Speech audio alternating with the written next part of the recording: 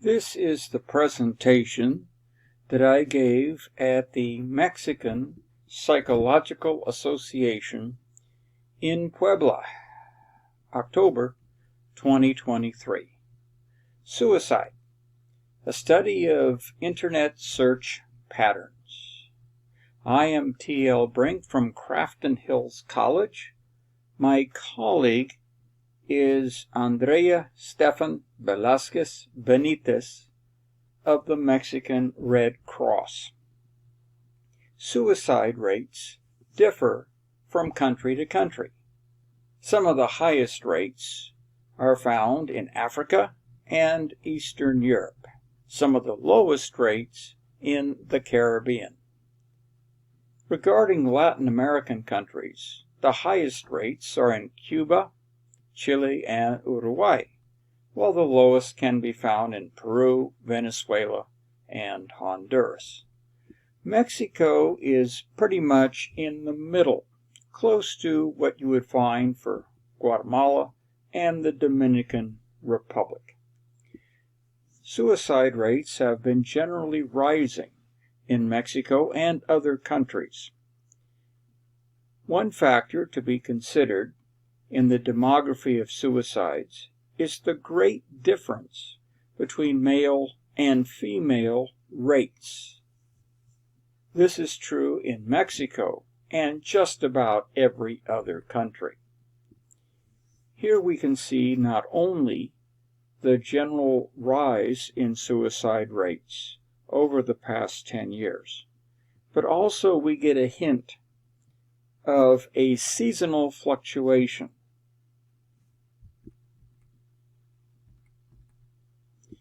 Suicide rates also differ geographically.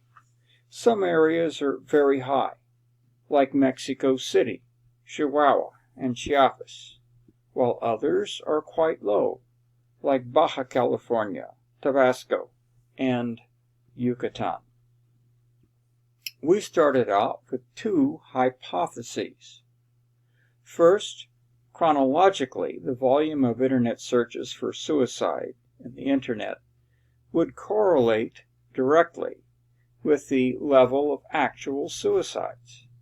Our second hypothesis was that geographically, the volume of Internet searches for suicide would correlate directly with the level of actual suicides. Our method was to use Google Trends, a free service for about the past 10 years.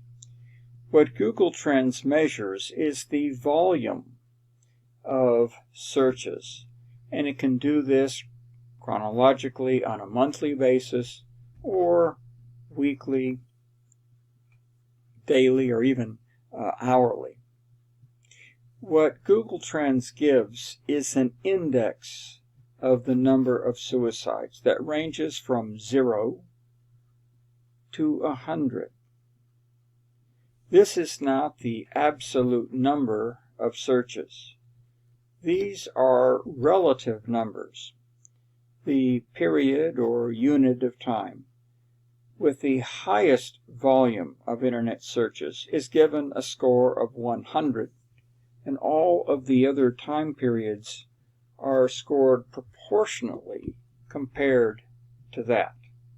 In this way, we may do a temporal, chronological comparison of the months, weeks, or days over the last 20 years. We can also do a geographical comparison using this same index. We can compare countries, states, or even metropolitan areas. One of our previous studies analyzed Google Trend data about Internet searches in the United States for depression. We saw correlations with different factors associated with the etiology and the symptomatology of depression, and many of these background variables associated with depression. Another study we did and presented 4 years ago was looking for Google searches for depression in Mexico, and once again comparing it with different state-by-state background factors. In the present study, we're looking for internet searches on a monthly basis over the past 20 years, internet searches for suicide. And this left us with 236 time periods. In doing our geographical studies of the different Mexican geographical entities, their states and federal district, we had 32 in our sample size. We looked at terms like suicidio, depresión, and also terms associated with the methods of suicide, such as hanging. Our statistical analysis was performed by JASP. We looked at measures of central tendency, such as the median, also the maximum, minimum. For correlation coefficients, we looked at several different ones, but we tended to favor Spearman, especially for the geographical correlations. Our test for normality was the Shapiro-Wilk, and we supplemented the regular hypothesis testing with Bayes factors, especially Bayesian sequential analysis. This is what the volume of internet searches for suicide looks like over the past 20 years. Notice that when this started, there were some very high peaks of searches for internet, and gradually we see a diminution of the quantity and volume of searches for suicide on the internet. We also looked at this tendency for there to be several spikes in searches within each year. Although the standard deviations were relatively high, indicating differences between years, within years we found a consistent trend for some months to be higher, such as the months of May and November, while the lowest volume of internet searches seemed to occur in July and August. These were also the months with the least amount of variation, indicated by the low standard deviations. Now, this particular trend in the volume of internet searches within years was statistically significant, according to a Kruskal-Wallis test. The volume of internet searches would correlate directly with the actual level of suicides. That was our first hypothesis. But remember what we have seen. The actual level of suicide and the searches for suicide had a negative correlation that had excellent statistical significance. Here we see the results in clearly the unexpected direction.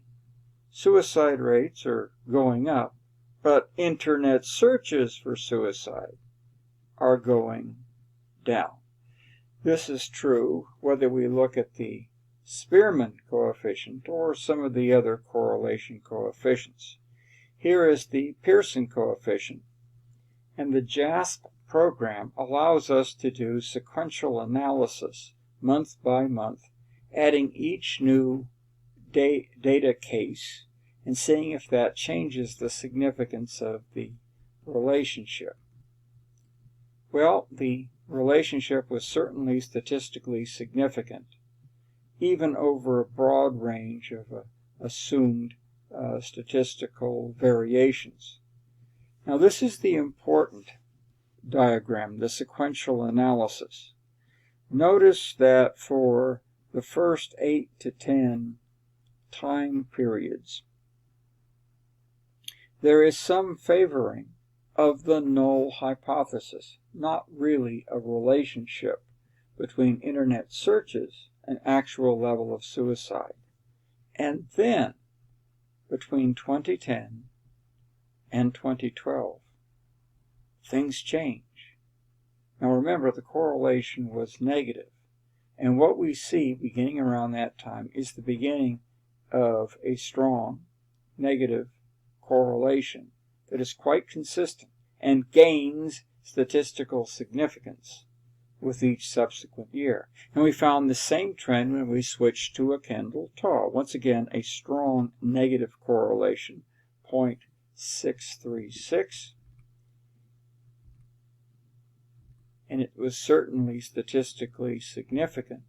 And we get into our sequential analysis, and once again, 8 to 10 years after our research begins, we find the beginning of a consistently strong correlation coefficient, a negative one, that increases its significance, improves its significance as time goes on.